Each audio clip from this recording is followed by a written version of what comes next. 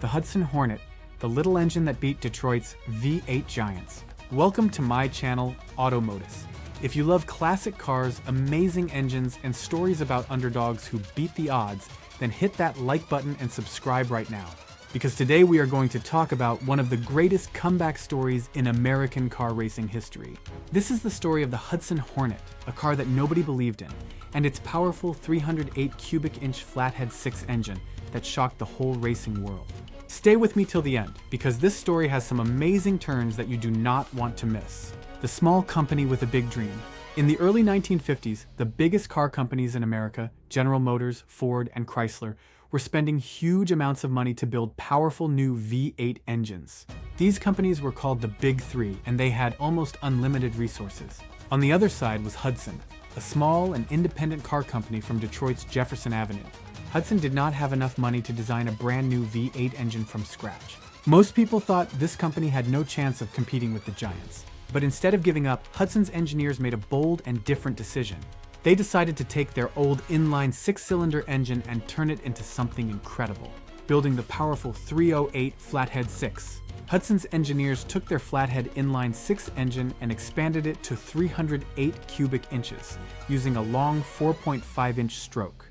This made it the largest mass-produced 6-cylinder engine being built in America at that time. Even though flathead engines were considered old technology compared to the new overhead valve V8S, this engine had something special.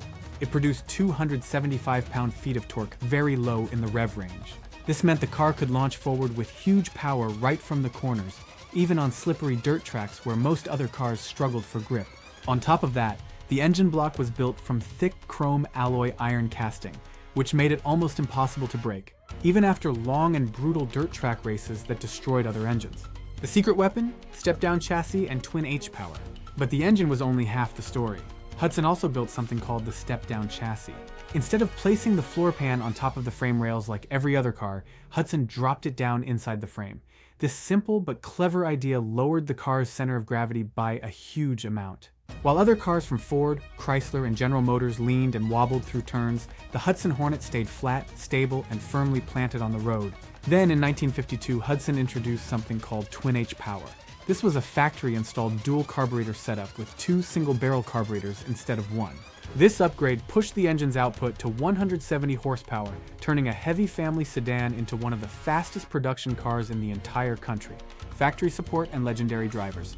The Hudson Hornet's success on the track was not just about engineering, it was also about the people who believed in it.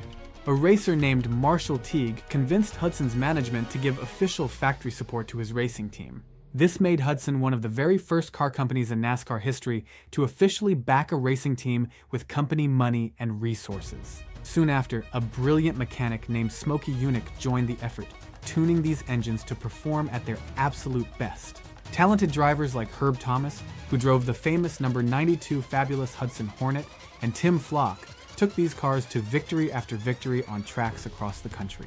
The championship years. In the 1952 racing season, the Hudson Hornet achieved something almost unbelievable. Out of 34 total races, Hudson won 27 of them. Tim Flock claimed the championship that year, proving that this small car company could truly outperform the giants of Detroit. The following year, in 1953, Herb Thomas won his second Drivers' Championship, and Hudson added more than 20 additional victories to their growing list of wins. For a company that many people had already written off, this was an incredible achievement that shocked the entire auto industry. The legendary 7X engine. To push their advantage even further, Hudson developed a special hand-built engine known as the 7X. This engine featured larger 2-inch intake valves, cylinder heads that were hand-ported by skilled workers, and much higher compression ratios than the standard engine. Because it was carefully built and tuned by hand, this special engine produced around 210 horsepower, an amazing number for a 6-cylinder engine from that era. The 7X became a symbol of just how far Hudson was willing to go to stay on top. Why the Hudson Hornet eventually fell. Every great story has its challenges, and the Hudson Hornet's dominance could not last forever. As NASCAR began shifting away from dirt ovals toward paved superspeedways, the racing style began to change. On these smoother and faster tracks, high RPM horsepower from the V8 engines became more important than the low-end torque that had made the Hudson Hornet so dominant on dirt. At the same time, Hudson's regular showroom sales were struggling badly. To survive, the company was forced to merge with another car maker named Nash in 1954, forming a new company called American Motors Corporation, or AMC. Sadly, the famous step-down chassis and the powerful 308 engine were eventually discontinued after the 1957 model year, bringing an end to one of the most exciting chapters in American racing history. The Hudson Hornet lives on. Even though the Hudson Hornet disappeared from the roads, its legacy did not disappear from people's hearts. In 2006, the car was brought back into popular culture through Pixar's animated movie, Cars. The character Doc Hudson, voiced by the legendary actor Paul Newman, was directly inspired by the real Hudson Hornet and its incredible racing history. Because of this movie, a whole new generation of car fans learned about this amazing machine and the small company that once beat Detroit's biggest names. Sometimes the biggest company with the most money does not always win. Sometimes it is smart thinking, clever engineering, and pure determination that leads to victory. Hudson did not have the resources to build a new V8 engine, but they found a way to win anyway, and for a few incredible years, they truly dominated the sport of NASCAR racing. If you enjoyed learning about this amazing piece of automotive history, do not forget to like this video, subscribe to Modus, and turn on the notification bell so you never miss our next story about the legends of car history. Thank you so much for watching, and I will see you in the next video.